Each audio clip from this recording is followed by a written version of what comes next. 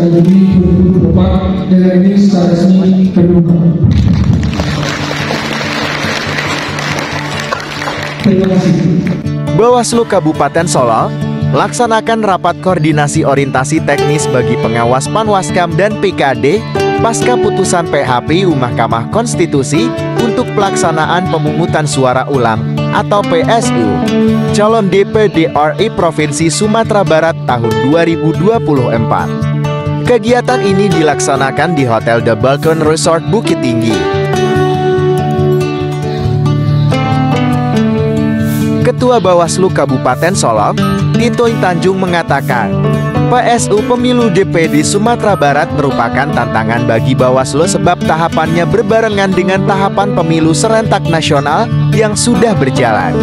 Perlu kerja ekstra dari Panwaskam dan PKD untuk melakukan pengawasan dua tahapan sekaligus. Titoni yakin petugas mampu menjalankannya karena mereka merupakan orang-orang terpilih. Dalam menghadapi PSU, ada sejumlah penekanan dalam pengawasan yang harus menjadi perhatian petugas, mulai dari pengawasan data pemilih tetap, data pemilih tambahan, dan juga daftar pemilih khusus atau DPK. Terkait pemilih, yang sangat perlu diperhatikan yaitu daftar pemilih khusus karena harus teliti, karena itu berpotensi terjadi PSU lagi. Ketua Bawaslu mengingatkan agar petugas yang akan dilantik nantinya tetap berpegang pada aturan yang sudah ada. Pahami seluruh aturan terkait tugas dan fungsi masing-masing. Sementara itu, Kepala Sekretariat Bawaslu Kabupaten Solok, Reoni Syahputri meminta seluruh Panwaskam dan PKD agar mengikuti rakor dengan serius. Banyak hal penting yang perlu dipersiapkan untuk mengawal pelaksanaan pemilihan suara ulang.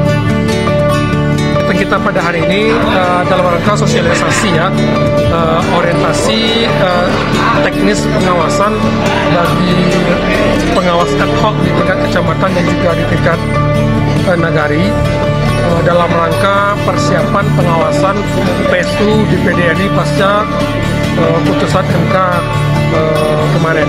Jadi tenaga ahli ini kita siapkan untuk melaksanakan tugas pengawasan agar tidak terjadinya pelanggaran pemilu pada saat pelaksanaan PSU di Kabupaten Solok.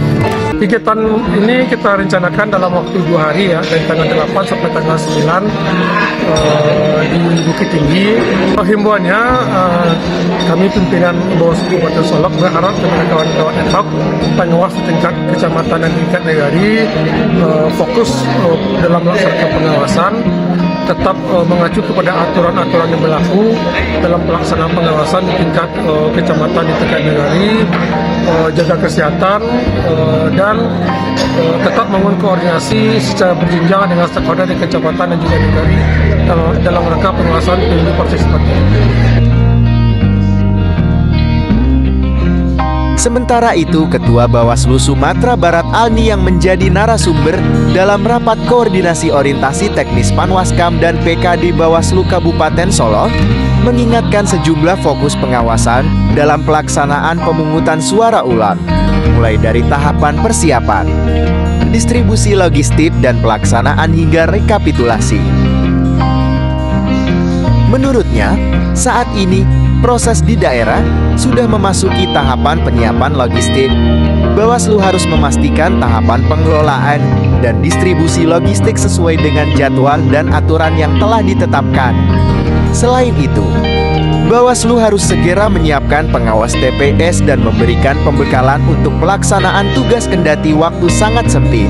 Pengawas TPS merupakan ujung tombak pengawasan. Laporan aktif kita harus kita kedepankan dalam proses pengawasan, karena memang kita yang memastikan proses-proses ini sesuai dengan aturan hukum yang ada. Lantas tahapan-tahapan penting apa yang harus menjadi titik fokus dalam proses pengawasan pemungutan suara ini?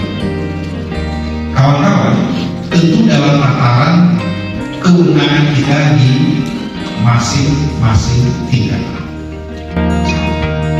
Selanjutnya, tahapan krusial yang perlu menjadi fokus pengawas yaitu tahapan sosialisasi oleh KPPS. Jadwalnya, sosialisasi akan dilakukan bersamaan dengan pengantaran formulir si pemberitahuan. Bisa saja, sosialisasi ini dimanfaatkan oleh orang tertentu untuk menitipkan pesan kepada masyarakat yang belum punya pilihan.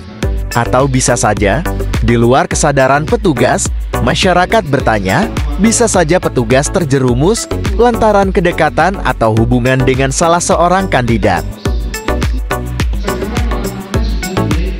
Terkait lokasi TPS, Ketua Bawaslu Sumbar mengingatkan agar PTPS memastikan sesuai aturan KPU. Lokasi TPS harus steril dari pengaruh-pengaruh yang bisa mengganggu independensi penyelenggara, bersih dari APK. Pada saat pelaksanaan, tugas pengawasan bertumpu pada PTPS. Pastikan PTPS sudah berada di lokasi sebelum rapat pemungutan suara dimulai.